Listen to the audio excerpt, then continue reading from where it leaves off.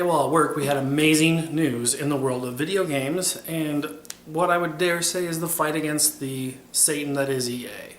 So Chris Lee, representative in the state of Hawaii, back in December started talking about how he wanted to introduce legislation that would regulate microtransaction, drop bags, drop loot, loot bags, loot boxes, loot crates, whatever you want to freaking call them. And you know, he kind of like, oh, maybe this will happen, maybe it won't. It came out today that they actually introduced 2 bills into the legislation.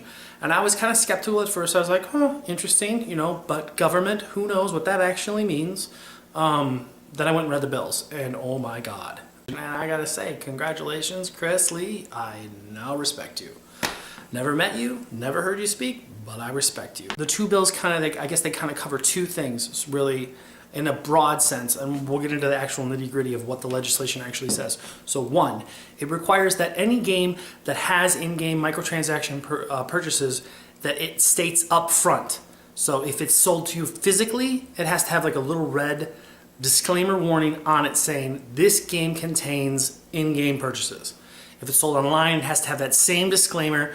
It has to be something you check, oh, I know that this game has these purchases in-game, yes, I want to buy it. So they have to be entirely upfront. They can't sell you Mass Effect 3 without telling you that they took part of the storyline and some intrinsic characters out of the game the day before they launched, and then offered you a DLC the day that it came out. BioWare. And then they will not be allowed to be sold to people that are under the age of 21. So, House Bill 272, let's dig into this right out the gate, states, in recent years, video game publishers have begun to employ predatory mechanisms designed to exploit human psychology to compel players to keep spending money in the same way casino games are designed.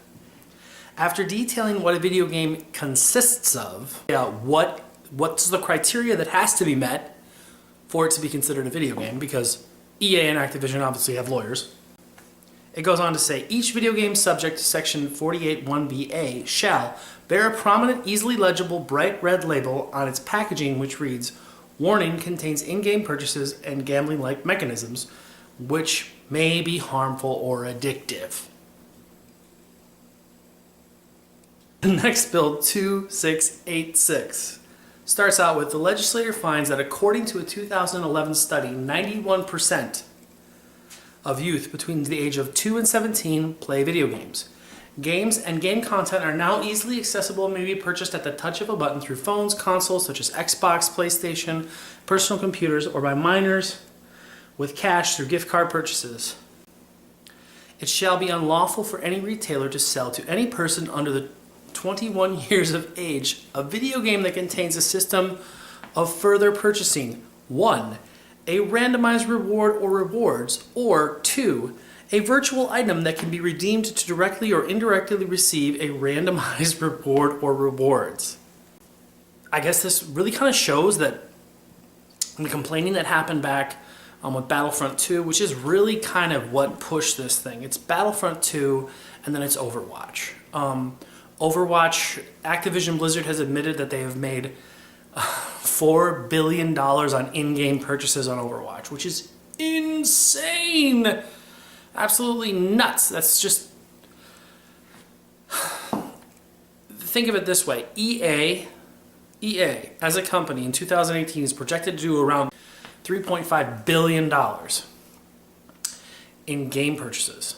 And they're projected to do a little under $3 billion in what's called service revenue, which is a nice word for microtransactions. So what we're talking about when we say Overwatch made $4 billion in-game transactions, what we're talking about is they made over half of the amount of money that EA made just in microtransactions on Overwatch. There's speculation that up to half of the states in the US right now are going to pass this legislation. So I know that in the state that I live in, the moment that my state starts talking about passing legislation like this, I will be calling my representative and I will be encouraging them on a regular basis that this kind of stuff needs to be passed. I wrote an article, and it's going to go up next week on TotalMage.com, just about EA and kind of the history of what EA has done. and kind of honestly my opinion of what they are as a company. And really, I try not to buy EA games anymore. I just don't, you know, and I'd be really hesitant to ever give EA any kind of microtransaction money in a free-to-play scenario. They really have to do something to show that what they've done is actually worth the money that they're receiving. So I just wanted to get this video up because I just found this utterly fascinating that that people are actually stepping out and doing something about it.